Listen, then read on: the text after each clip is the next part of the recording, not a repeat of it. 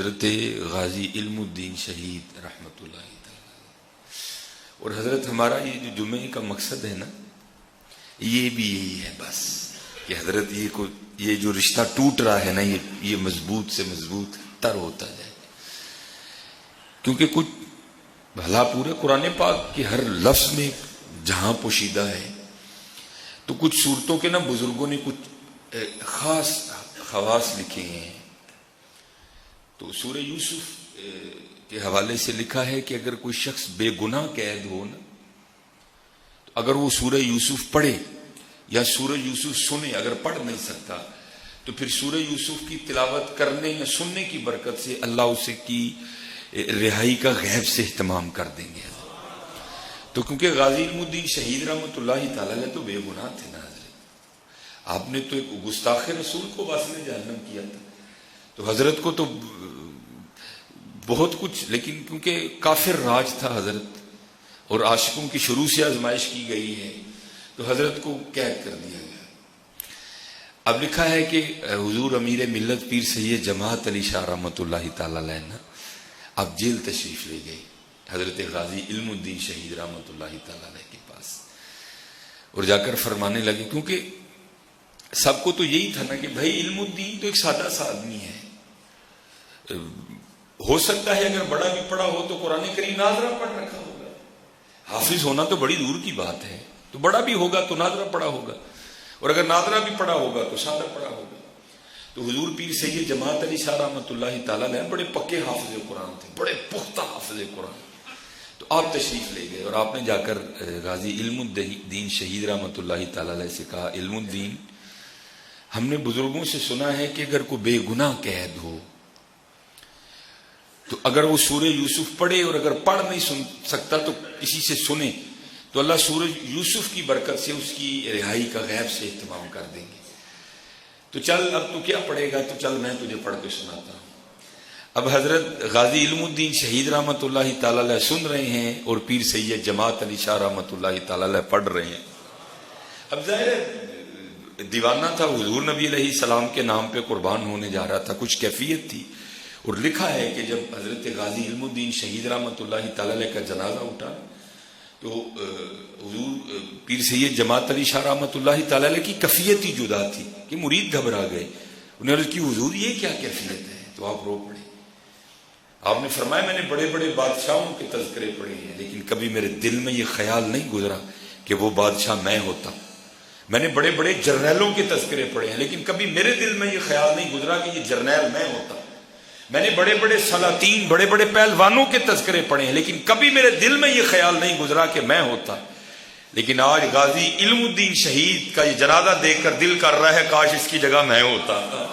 کیفیت بھی تھی نا حضرت، کچھ کیفیت بھی تھی. تو حضرت پڑھ رہے تھے، تو پڑھتے پڑھتے کچھ پڑھنے میں ایسے کھو گئے کہ زیر کو زبر یا زبر کو زیر پڑ گئے.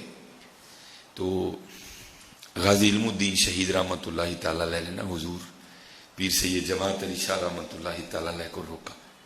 عرض کی، حضور سید لوگ ہو، بے ادبی تو ڈر لگتا ہے، لیکن آگے بھی کلام الہی ہے جس کو آپ پڑھ رہے ہیں. یہاں یا زبر تھی آپ زیر پڑھ گئے، یا زیر ہے آپ زبر پڑھ گئے. تو حضور ٹھہرے، تھوڑا سا غور کیا تو واقعتاً اسی طرح تھا. تو حیران ہوئے ہو غازی علم الدین، اور میں تو یہ سمجھ کے آیا تھا کہ پتہ نہیں تجھے ناظرہ بھی آتا کہ نہیں، اور تو ایک پکے حافظ قرآن کی غلطی نکال رہا ہے، یہ کیا ہے؟ تو غازی علم الدین شہید رحمۃ اللہ تعالی علیہ فرمانے لگے، حضور آپ نے پھٹیوں پر بیٹھ کر استادوں سے پڑھا ہے، میں نے حضور سے پڑھا ہے. اللہ ہے، میں نے حضور سے پڑھا ہے. ایویں تو نہیں حضرت، ہمارے بڑوں نے فرقہ تھا، چمک تجھ سے پاتے ہیں سب پانے والے، میرا دل بھی چمکا دے چمکانے والے.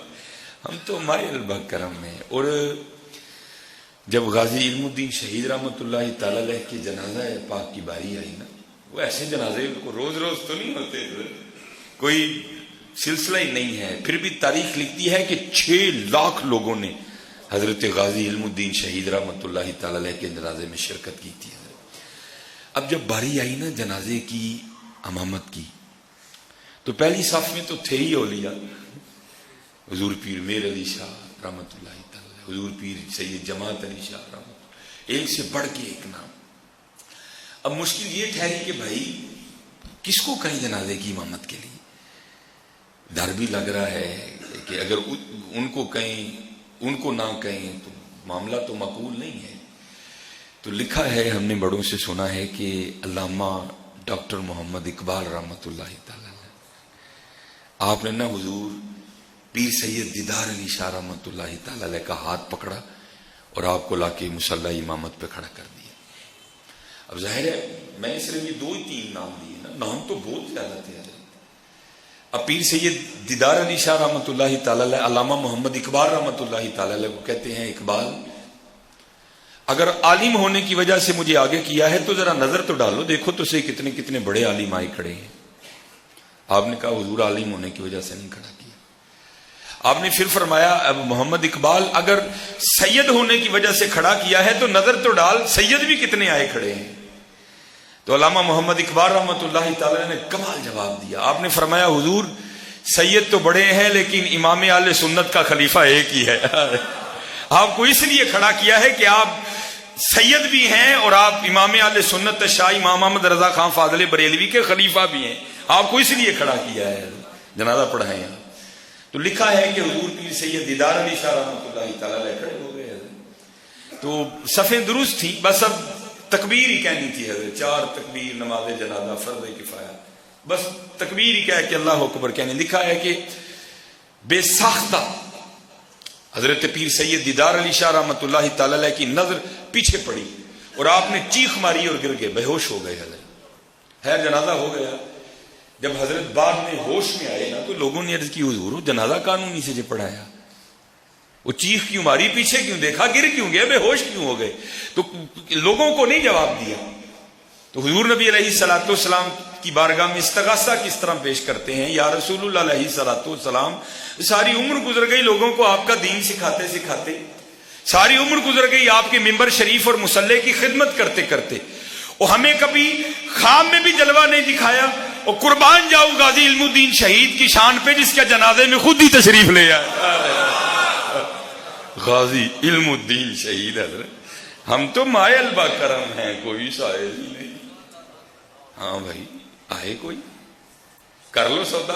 ان اللہ اشترى من المؤمنین انفسهم واموالهم بان لهم الجنہ، ہم نے مومنوں کی جانوں کو خرید لیا ہے اس کے عوض کہ ان کے لیے جنت ہے. کر لو سودا میاں، دنیا تو بڑی بے وفا ہے. اور غازی علم الدین شہید رحمۃ اللہ تعالی علیہ پہ قربان جاؤں، وہ سودا کر گئے حضرت، سودا کر گئے حضرت. اور دیکھ لو حضرت آج بھی علم الدین ہے. علم الدین بڑے بڑے جا کر روئے تھے حضرت غازی علم الدین شہید کے پاؤں پکڑ کے، وہ علم الدین اسی رہ گئے تم بازی لے گیا.